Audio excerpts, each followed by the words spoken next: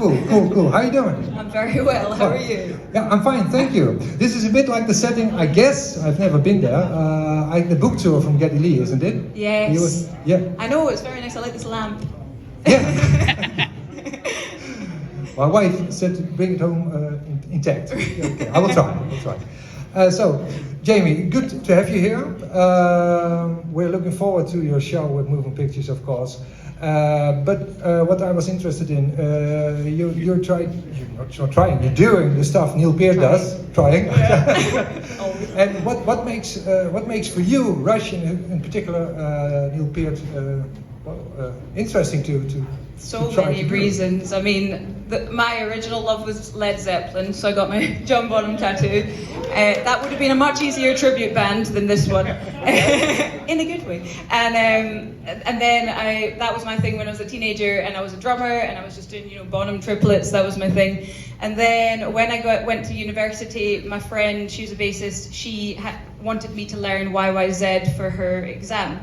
And I was like, all right, don't really know if I like Rush. And then I started learning it. It wasn't until I started learning the songs that I actually really appreciated how good it was, how genius it was. You appreciated it, you weren't afraid like that. Yeah, yeah. And I was, obviously, so that was like 12 years ago now. I'm 33 now. And then I learned YYZ, and then Tom Sawyer, and then I just got really addicted. I was like, there's no other band that's ever done that for me where I just never get sick of it. Plus there's enough music for you to go back and forth between. And then what really sealed the deal was that I watched Beyond the Lighted Stage. And I was like, wow, they're really nice people as well. So honestly, it was, and then all their family. We met Nancy and Judy Peart. Yes, they're so nice, and they signed one of my toms. And they were nice people. So it's just like everybody. It's like the culture of Rush, the music. Neil Peart is just.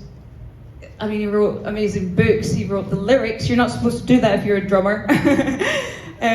He's just a. Nobody else like him. So I'm still addicted 12 years later. What a story. Great. And then your involvement in moving pictures, Steve Brown and Owen, of course, eh? Yeah. How did that come along? How did it start? Well, so I didn't ever want to play Rush in front of people. I just did it for fun because I found it really fun to learn the songs. So I only did that by myself for about 9 years. And then my friend asked if I wanted to go see a Rush tribute band in Edinburgh, near where I'm from. And I was like, oh, I bet they won't be very good, but I'll go. And then I thought it was really good. And then in my head, I was like, I'm going to get that job. And then I actually just posted a drum cover on my Facebook page of me playing Subdivisions, and I tagged Moving Pictures, being like, thank you for inspiring me to get back into it. If anyone wants a Rush tribute, let me know. And then Steve got in touch with me, and I was just like, oh, I'm only joking. And then, yeah, I know, but I had to really, I went through a whole year of being too anxious to even do it, where I was in the band, and then I was like, no, I can't do it. And now I'm like, oh, I'm doing it. It's like, there's no other thrill than sitting there just playing Neil Peart in front of a bunch of Mad Rush fans. It's terrifying, but I love it for some reason. It's very strange. So it's been good. So yeah, I ended up in the band because the other drummer had another tribute. He was in a Marillion tribute, so he went to do that. And then I came into Moving Pictures. It's great fun. Cool. Yeah. Now we have you here in Holland, in the Netherlands. You've been the first time in the Netherlands with the shows. Yeah. How did it go so far? Honestly, we keep talking about how it's so much better than the UK. The whole thing has been great. We've been away for about 10 days. We did 1 day in Germany and then 3 here. This is the 3rd. And we've never played in the rest of Europe before. So the hospitality, everybody is so nice. In the UK, it's freezing all the time, and you're like trying to warm up before you go on stage, and nobody feeds you. And here, everybody's so nice, and we've had coffee and food, beer. You're so welcome. Not me. Talking about traveling, Yeah. the band is involved in Rush Scotland. Not only involved, you organize it, as far as I understand. So Steve does. yeah. And not only Rush Scotland, you've been invited, or you played Rush Brazil this year. Yes. Didn't you? I met my colleague. It was strange that happened. Yeah, we were in Brazil. We played to 1,500 people. Wow. And Oh, it was really cool, but I was quite stressed because I only like to play my own drum kit because, you know, it's like a map, a mind map of where everything is supposed to be and how it sounds. And then in Brazil, they had a replica of Neil Peart's kit, but Neil Peart was 6'4", and I'm 5'4". That probably doesn't mean anything to you, centimeters. And I just couldn't, like, the toms were way up there was a cymbal way up there that I was never going to reach. So I'm glad we did it, but it's always stressful when I don't get to play my own drums because I'm small. But it was so cool. Amazing. Yeah, really amazing. And I met Candice Solden. Yeah, Candice Solden. Yes. Yeah, my colleague from Brazil. For people who don't know, I'm the translator in the Dutch, but there are more translatings of Neil available. So if anybody wants to read it in Portuguese or in Italian or in Finnish, they're all available. And my Brazilian colleague is Candice Solden. She translated about all of his books, and she's professional, and she's really inspiring me to continue to do this and to. So you met her? Yeah, she's very nice. She translated Steve's Scottish for the Brazilian people. Cool.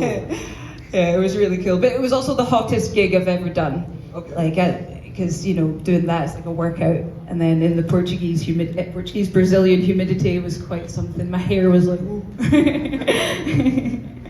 And you enjoyed the stay there, of course. I can imagine. Did you do more gigs in America and South America? Have we played so far? Yeah. No, we've just done once in Brazil, once in Lakeside Park in Canada. Yeah. And next year we are supposed to go back though. Am I allowed to? I think we're going to be playing Massey Hall in Toronto. Wow. Yeah. This year? Next year, Next on year. the 50th anniversary of Rush. 10, yeah, I'll do. Cool.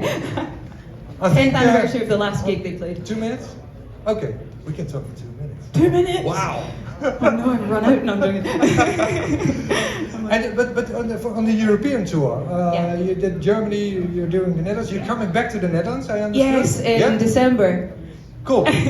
Yeah, no, but we have to do this more often. It was a little expensive for us to come over with Brexit things, but now we have it. We have to make the most in the next year of coming over.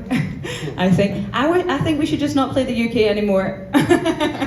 We don't go home. It's going to be so depressing. I go home tomorrow. I'm just going to be crying. Elections coming. And for the people, Rushfest Scotland, Steve Brown, he is also involved in the Songs for Neil CDs and vinyls, if I'm correct. Yes. Great albums with tribute bands from all over the world on albums available here at the merchandise stand, and all the profits are going to Charity. to the charity. Yeah, great initiative. Thank you very much, Jamie. Thank you. Thank you for being our guest, and we're looking forward to you playing. Right? Okay, yeah. Cool.